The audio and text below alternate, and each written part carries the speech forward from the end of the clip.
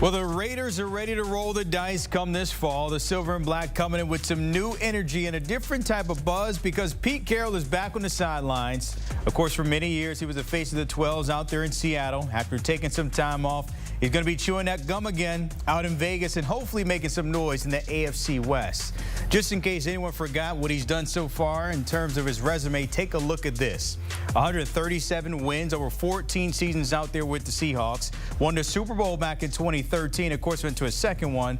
Before that, he was the king of Cali at USC with the Trojans, where he won the BCS title in back-to-back years in 2003 and 04. Then the late 90s, 33 wins between head coaching stops with the Patriots and the Jets. Well, he's been around the block, and if you didn't take anything from that, take a look at this. Our guy Robert Turbin dropping this about 81 weeks ago saying, "Thanks for everything, Coach.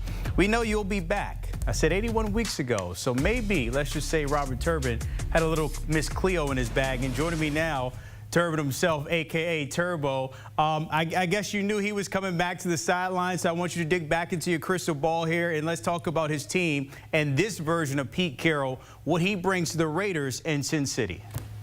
Yeah, it wasn't going to be too long until you found Coach Carroll back on the sideline coaching a football team somewhere. You know, he really loves the game, and what he brings to the Raiders this season is championship pedigree. I mean, he's won at every level that he's ever coached. He brings maturity, you know, at that role, being a head coach for the Raiders, something that they've needed, you know, for a long time. He brings optimism. You know, he's a guy that just believes in himself. He believes in his team. He believes that they can win. You know, he said earlier this offseason, he's been winning the 10 games for about 10 years now. And so the expectations are the same this season for the Raiders. And so that type of optimism and that type of belief just kind of trickles into the locker room through every player. He brings leadership. And so you're going to see a confident bunch heading into the 2025 season with the Raiders. He turned 74, and you see the list there in terms of oldest head coaches. Real quick, Turbo, I mean, you spent time with him there back in Seattle. What is the vibe around him? Is he always upbeat 24/7? I mean, the energy is crazy, really. I mean, he's always like, he's never sick. You never see him having a cough when it's cold outside during the winter.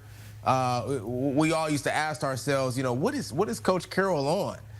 Is he taking a pre-workout every time he comes to the facility? Because the energy is always at 100%, no matter what kind of day it is, no matter after a win, after a loss, he's the same guy every day. And that's what he kind of preaches to his players as well. You know, be the same guy every day, and you'll get great results. One of those players that knows him pretty well, Geno Smith, he now has a new pairing with Chip Kelly, and some are calling it the perfect match. We know the mind of Kelly and Geno Smith, what he's done the past couple of years. Your thoughts on that dynamic duo?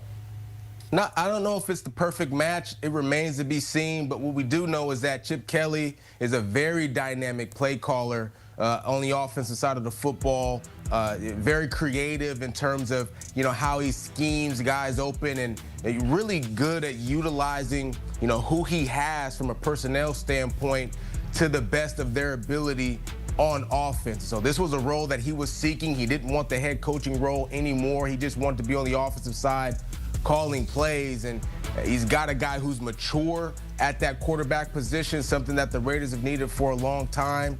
He's got a guy who's won a lot at that position, and so from that standpoint, there's potential for this to be the perfect marriage.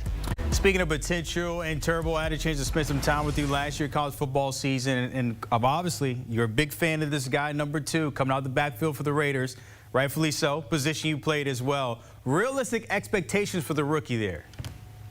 Well, he can win Rookie of the Year. He can win Offensive Rookie of the Year. I think that's a realistic expectation. The thing about Ashton Jeanty, you know, being on this team with the Raiders is that he's going to get every opportunity. No disrespect to the other running backs who are in the room. Not a lot of competition, but there's veteran guys in that room that he'll be able to learn from, guys with a lot of experience. But he's got all the talent in the world to become a great player in the NFL, and he will get the carries and he will get the opportunities to be able to prove that. And so from that standpoint, there's real expectation and real opportunity for him to be Offensive Rookie of the Year this year and one of the top backs in the league.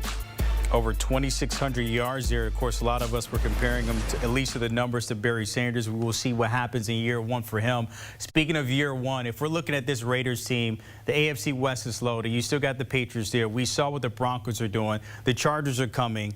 Your thoughts on what this team could be? Are we thinking a wild card? Are we thinking playoffs? What are we thinking here? Yeah, it's going to be tough in the AFC. Not only are they in a tough division, but the AFC conference overall is tough, especially when you think about all the great quarterbacks that are there. The one big question mark that I have for the Raiders is on the defensive side of the football, particularly in the secondary. And that's tough when you're dealing with guys like Justin Herbert and you're dealing with guys like Patrick Mahomes, who we all know is the best quarterback, in the league. But they're going to compete. I don't know if they'll get the double-digit wins, and obviously Bo Nix is an up-and-rising star in this league as well at the quarterback spot. But they'll certainly, be in the mix for a wild card spot. I don't know if this is the year that they execute on that, but that's why you play the games. All right, I think I said Patriots. I meant the Chiefs there. But clearly, my mind was in the right place because they play the Patriots week one. So we will see how it plays off there for the Raiders in Las Vegas. As always, Turbo, appreciate your time tapping in with your old coach there and also the Raiders. Thanks, my guy. Thanks for having me. Don't forget, that means we are getting closer to football season. That means on Sundays, Countdown on Sundays returns September 7th. Watch a local game live on CBS, and also we'll have you covered here on HQ Sundays and Mondays. And don't forget, also on Paramount Plus.